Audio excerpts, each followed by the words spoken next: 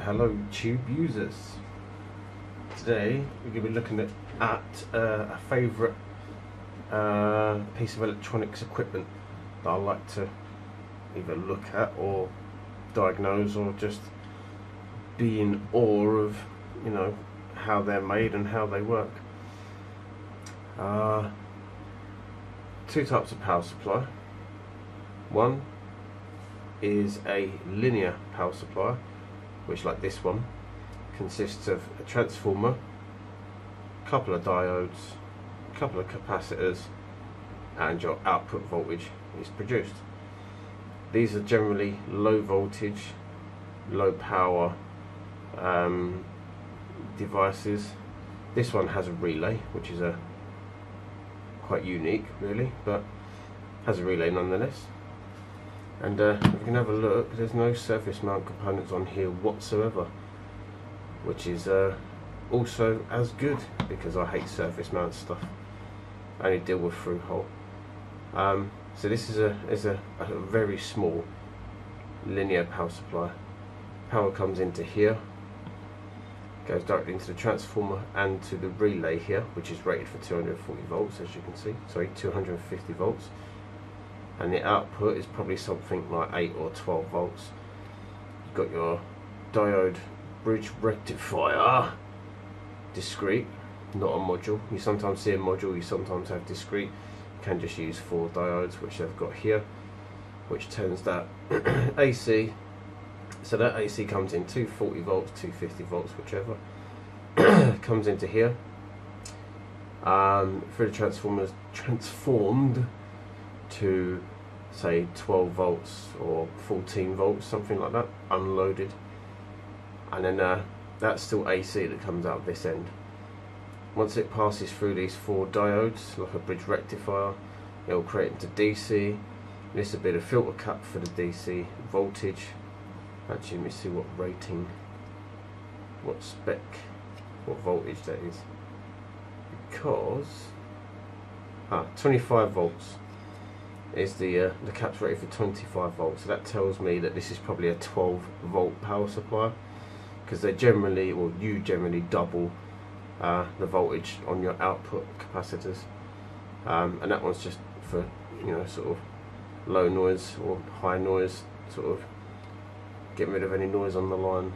To say resistor there, which is probably a loaded resistor, probably loads the thing down, so it, as I say, when these output power, they're unloaded. And what this resistor does is, before the output, is actually loads down the transformer a little bit, so it puts it in action, and then you get your output voltage out here. This is just a buzzer. I think that once this side's connected, that will buzz, and the idea of that is this is out of actually an air mattress, like a healthcare air mattress, air pump, which was broken, so I decided to take this out of. So I think the idea is that obviously if there's no power coming in, then that will buzz for a short period of time, also from this capacitor, energy stored in there. But yeah, as I say, no surface mount on that at all. That's pretty good. And this one is tiny, this is why I thought I'd show you guys it, and I am zoomed in. So that's a linear one, so get that out of the way. Most common used today is one of these bad boys. This is a switch mode power supply, and as you can tell, mains comes in, we have a fuse, we have some filtering. This is a choke, generally called, or a coil. There we go, look, we've got our diode bridge rectifier there again, discrete diodes.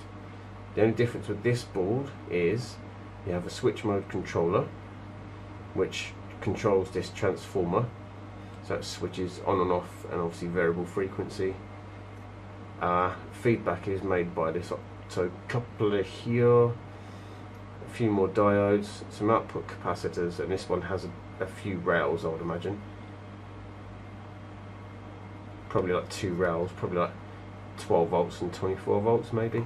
Again, looking at the caps in the vicinity of the output here, you will probably get an idea of what voltage is the output.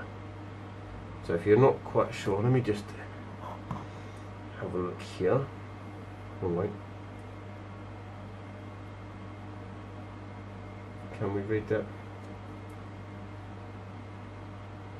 5.3 volts. That's probably a 3.3 volt output then. And this one here is a 35 volt. So that'll probably be like a 12 or 24 volt output on there then. So this one, as you can tell, has a multi-output, multi-voltage output. So more than one voltage is produced by these. With these linear power supplies, you typically only get one voltage output.